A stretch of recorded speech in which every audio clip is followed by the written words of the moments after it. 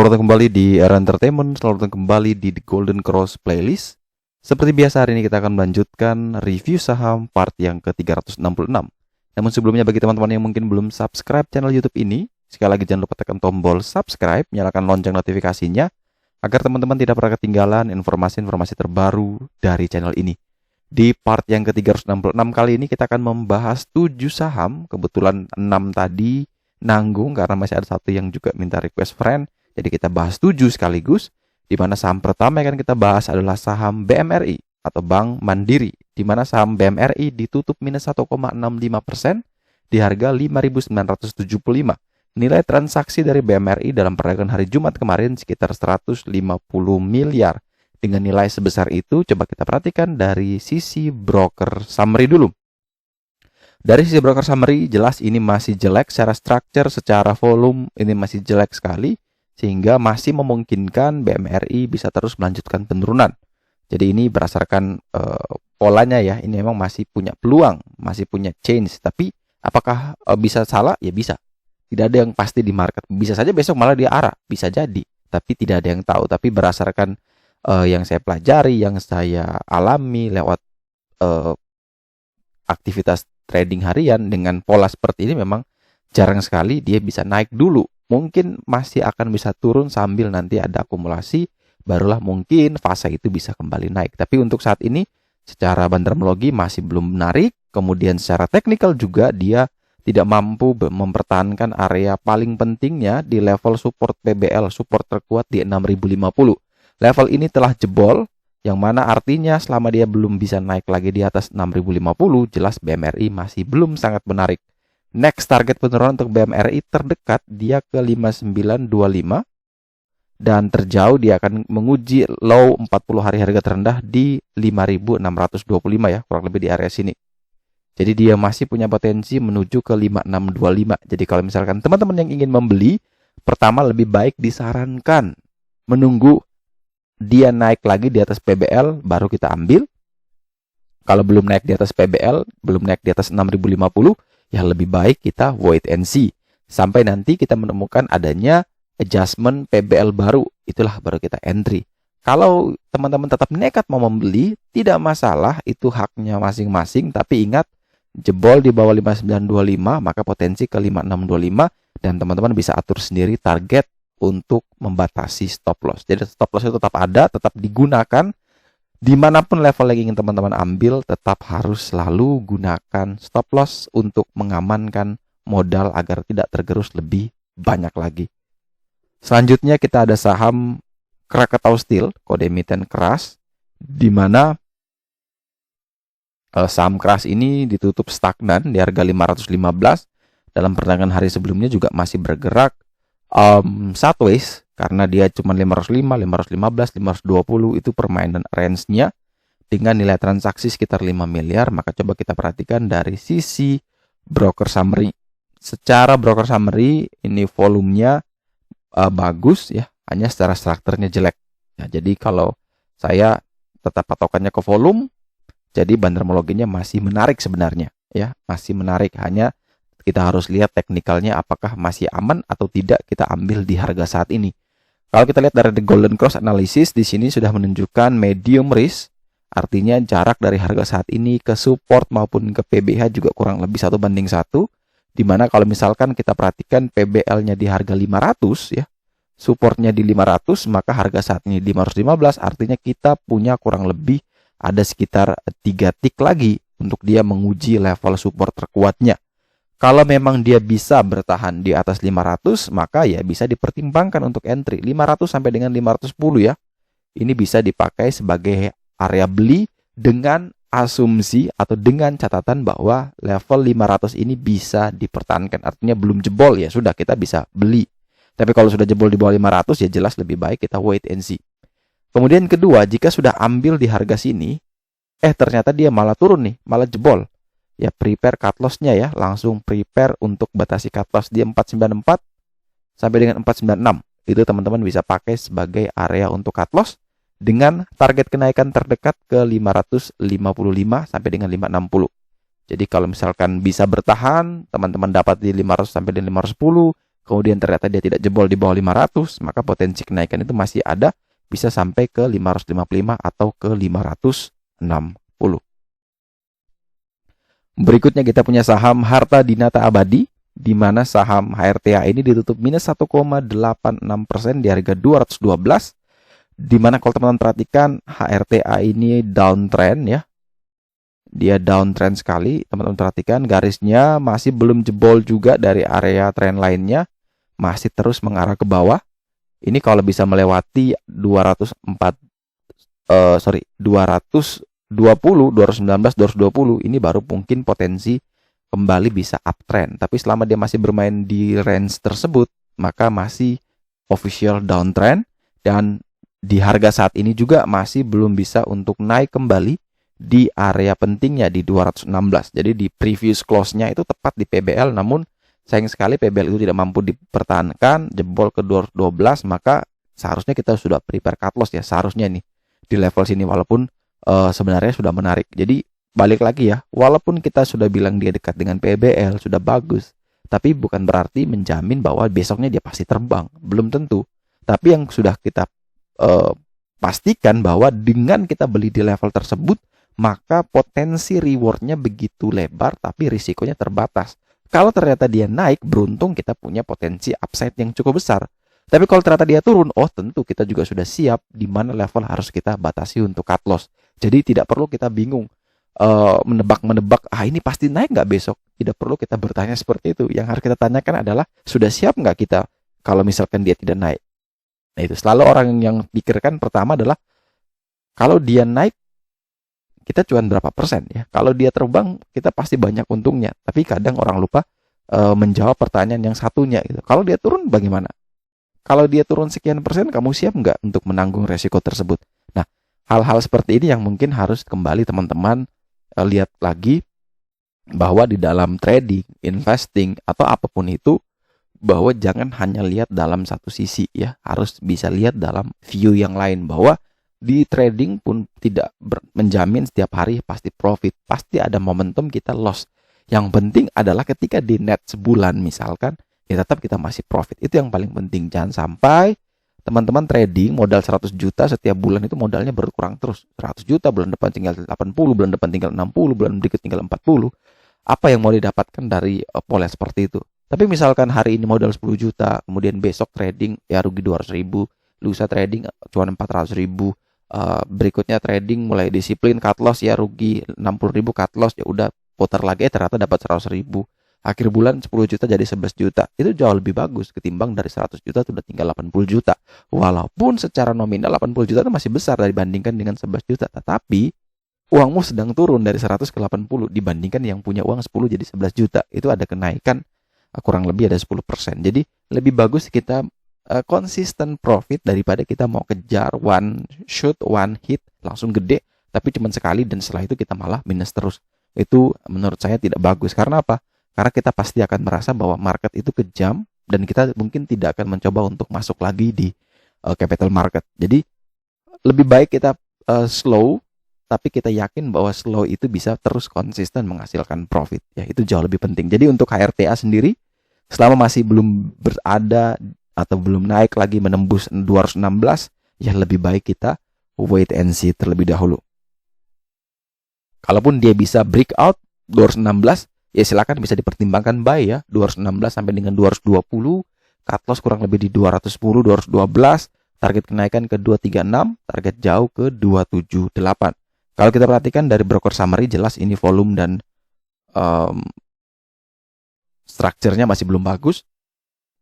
Kita masih bersabar lagi melihat apakah ada pola yang menarik di hari Senin nanti atau tidak ya. Kalau sudah ada perubahan menarik, mungkin bisa kita pertimbangkan entry. Tapi kalau masih seperti ini saja, maka lebih baik kita wait and see sampai nanti PBL-nya itu bisa kembali direbut ya, atau bisa kembali naik lagi di atas 216, barulah bisa kita pertimbangkan untuk kita entry. Kemudian berikutnya kita punya saham Bank Sentral Asia, di mana tumben saham ini diminta ulas karena jarang sekali saya ulas BBCA. Di mana saham BBCA ini naik 0,007% di harga 32.925 ya. Ini naiknya cukup tipis sekali, cuman satu tick. Di mana nilai turnover-nya sekitar 397 miliar, cukup besar. Dan yang menjadi momok menakutkan adalah ini sudah berapa kali nih dia uji resisten terkuatnya nih. Coba kita hitung ya. Di 1 kali, 2 kali, 3 kali, 4 kali, 5 kali, 6 kali, 7 kali, 8, 9, 10, 11, 12, 13, 14, 15, 16 kali. Kurang lebih 16 kali dia belum mampu untuk menembus 33.025. Ini resisten kuat sekali. Kalau dia tidak mampu melewati ini, maka potensi turun kembali itu terbuka lebar. Dia bisa kembali ke 32.050. Jadi, kalau dia belum mampu melewati 33.025, maka dia punya potensi kembali turun ke area PBL. Maka dari itu, ada dua pilihan yang bisa kita pakai. Pertama adalah ketika dia breakout 33.025, kita buy di sana. Target ke 33.800. Prepare cut loss bisa pasang 3 tick dari minimal 3 tick dari PBH. Tapi kalau dia belum mampu melewati 33.025, ya lebih baik kita wait and see. Kita menunggu bersabar dia turun lagi koreksi di sekitaran area PBL di 32.050. Jadi kita lihat nanti situasi dan kondisi apakah yang lebih terjadi ya. Entah dia bisa breakout, ya sudah kita pakai opsi pertama. Kalau dia belum bisa breakout, ya lebih baik kita sabar menunggu di sekitaran area 32.050. Kalau kita perhatikan dari broker summary ya, ini dari broker summary ini structure dan volumenya bagus sekali ya. Mungkin semoga ya dimasukin ke watchlist saja. Kalau memang bisa tembus 33.025, bisa dipertimbangkan untuk entry saham BBCA. Kemudian berikutnya kita punya saham PNBS, di mana Bank Panin Dubai Syariah ini ditutup minus 5,06% di harga 94 ya, setelah tidak mampu mempertahankan area kuatnya di 100. Akhirnya dia jebol ya, PBL-nya 98 juga tidak mampu dipertahankan, jebol ke 94, yang mana itu merupakan terendah selama 40 hari. Jadi dengan level seperti ini jelas lebih baik kita wait and see, jangan dulu entry. Karena semua level penting sudah jebol, tinggal satu level terakhir yang masih harus dia kembali uji, yaitu di 87. Selama dia masih belum bisa naik ke atas 98, memang lebih baik kita wait and see, jangan dulu entry di saham ini. Kalau misalkan ada yang tetap mau nekat beli spekulatif buy 90 sampai 93, 94, ya tidak masalah, itu hak teman-teman. Tapi lebih baik kalau misalkan jebol di bawah 87, prepare cut loss lah. Kalau saya pribadi jelas saya akan menunggu konfirmasi bisa naik lagi di atas 98, baru saya bisa pertimbangkan beli, atau mungkin nanti akan adanya adjustment PBL baru atau ada support baru, itulah bisa dipertimbangkan sebagai entry. Tapi kalau masih di level seperti ini, saya pribadi lebih baik wait and see terlebih dahulu. Kemudian kalau kita lihat nilai transaksinya, turnovernya sekitar 15 miliar, maka coba kita cek ke broker summary. Teman-teman juga bisa buka RTI ya, itu teman-teman bisa lihat juga structure-nya sama volumenya, mungkin bisa juga sama-sama belajar ya. Dari structure PNBS ini menarik sebenarnya, volume juga cukup menarik. Semoga bisa naik lagi di atas 98 sehingga bisa kita entry. Tapi kalau ada yang mau mencoba untuk spekulatif buy, silakan saja. Semoga bisa dapat dekat dengan 87 lah. Mungkin 87, 88 bisa buy kalau misalkan dia turun dulu. Di bawah 87 wajib cut loss. Target kenaikan ke 101 terdekat, terjauh ke 112, berikutnya ke 160.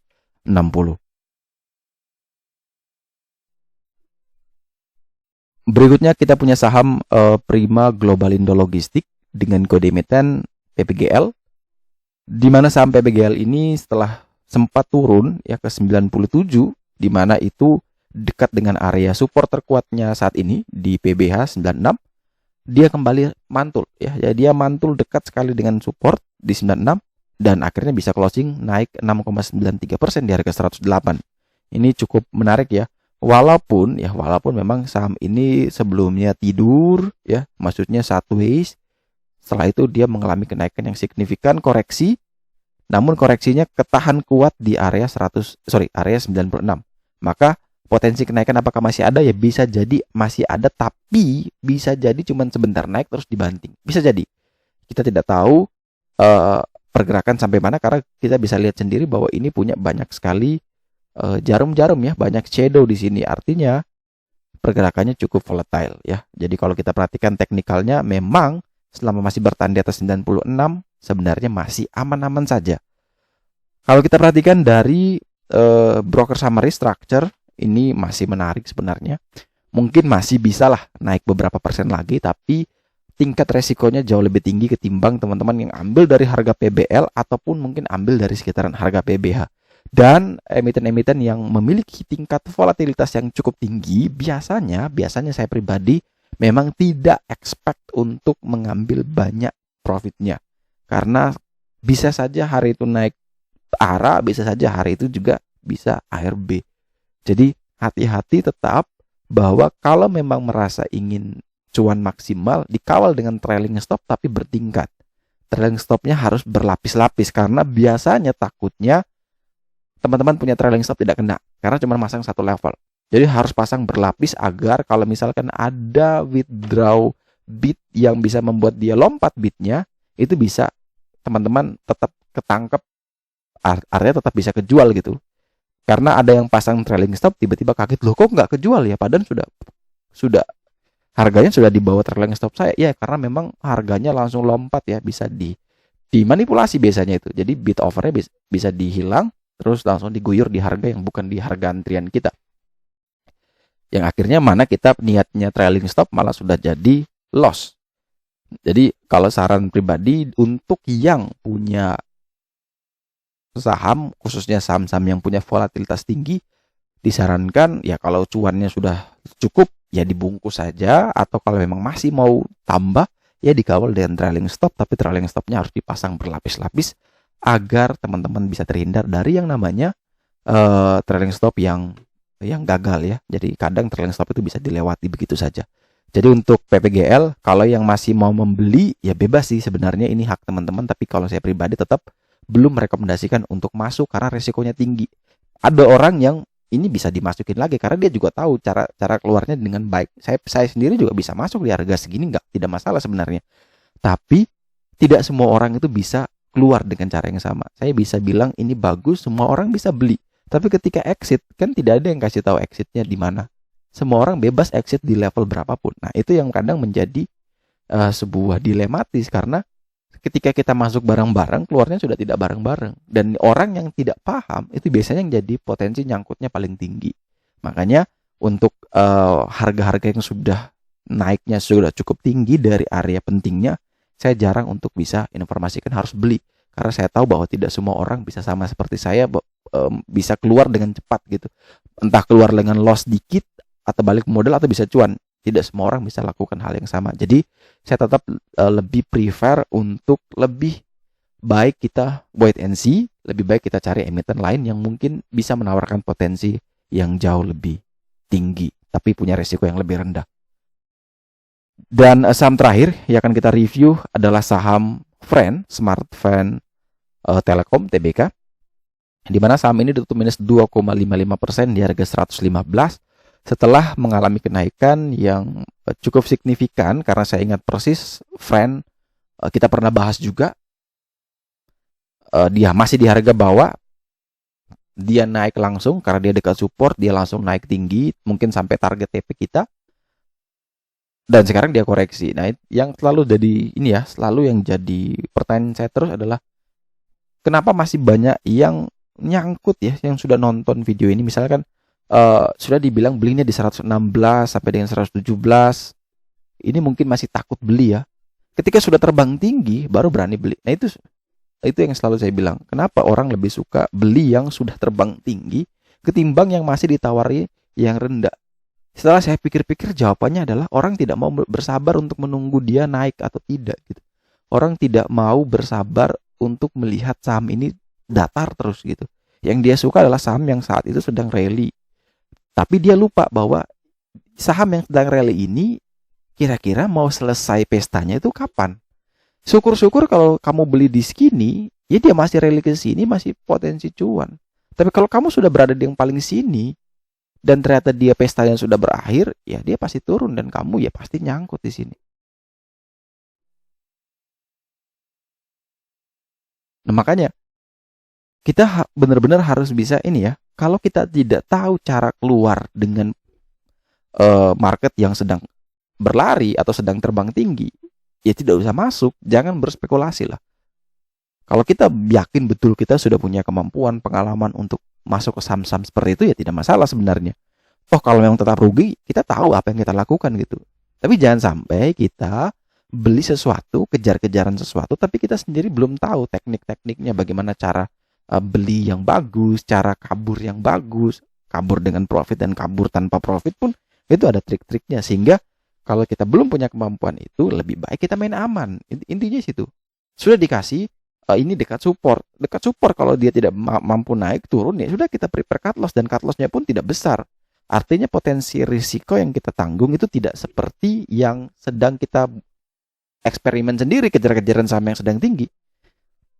Nah, setiap orang itu pasti tentu punya tujuan yang berbeda-beda lah dalam trading. Tapi balik lagi nih, kalau teman-teman asal beli nyangkut, tentu kan itu menjadi sebuah penyesalan ya biasanya. Nah, oleh sebab itu lebih disarankan teman-teman kalau memang mau membeli sebuah saham yang sedang terbang tinggi, itu harus pastikan lagi nih, kita punya kemampuan nggak untuk bisa menghandle situasi tersebut. Kalau ternyata dia malah turun, kita bisa nggak mengantisipasi itu. Contoh kasus kemarin kayak Baca, semuanya kejar waktu naik 7%. Setelah itu ARB. Siapa yang bisa sanggup untuk antisipasi itu? Dan banyak sekali yang nyangkut. Jadi untuk teman-teman semua, kalau misalkan mau membeli, lebih disarankan memang harus dekat dengan level-level pentingnya. Kalau memang belum jago, ya lebih baik kita main aman gitu ya. Jadi kalau misalkan untuk friend sendiri, memang di harga saat ini indikator sudah menunjukkan resiko rendah. Low-nya di 100, PBL-nya di 110, harga saat ini di 115, artinya cuma 5 poin.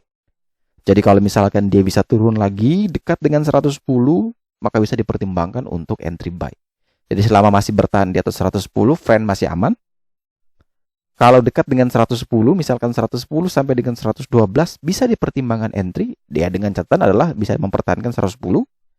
Prepare cut loss kurang lebih di 108, 109. Target kenaikan kita adalah menuju ke 132 sampai dengan 170. Untuk cut loss-nya juga bisa diatur, disesuaikan dengan preferensi masing-masing ya. Bisa di 108, bisa 109, cuma satu tick, bisa di 107, 106, atur sendiri sesuai dengan preferensi masing-masing. Untuk target kenaikan pun memang ke 132, tapi kalau rasa ke 120 sudah cukup, cuannya cukup lumayan, ya sudah dibungkus saja. Jadi kembali lagi kepada masing-masing ya. Target price itu menjadi tujuan kita, tapi bukan menjadi satu keharusan bahwa kita harus TP-nya di sana. Tidak. Taking profit bisa di level manapun. Tapi target price adalah target yang mungkin bisa kita capai dengan ya berdasarkan perhitungan-perhitungan ya. Kalau tidak tercapai di sana, ya sudah, kita bisa bungkus di harga berapapun. Jadi jangan pernah terpaku dengan target price itu ya. Kalau memang rasa sudah tidak kuat naik, ya sudah dibungkus saja. Tidak perlu kita harus ngotot sampai 132 baru jual. Kalau kita perhatikan dari broker summary ya, untuk friend transaksinya sekitar 110 miliar, dan ini jelas masih belum bagus ya. Cukup besar sekali guyurannya, ini sangat-sangat masif sekali.